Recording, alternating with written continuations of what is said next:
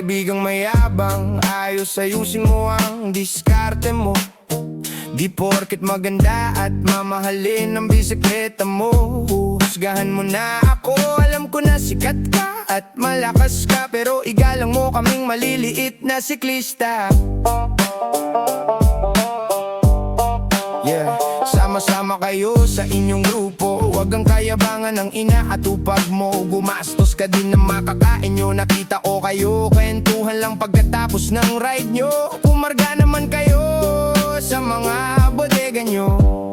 Maganda daw ang bisikleta at sprinter pa, nakatitibay ka't may tambucho pa, carbo load at naka-DI2 pa. Pintura ng bike niya ay halaga na ng aking bisikleta. MTB lang daw ako at mahina, tumigil ka na par baka maromansa kita.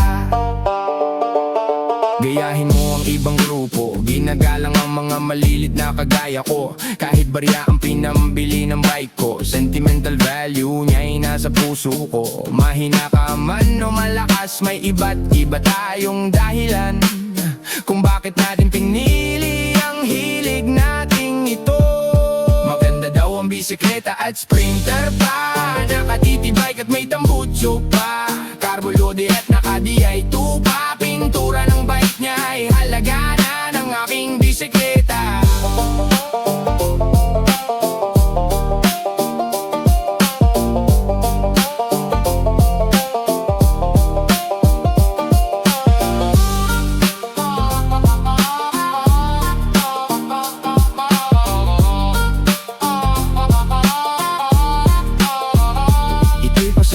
Lamang sa mga idol nating pumapadya, bawal mapanghusga kung ano man ang katayuan mo bilang siklista.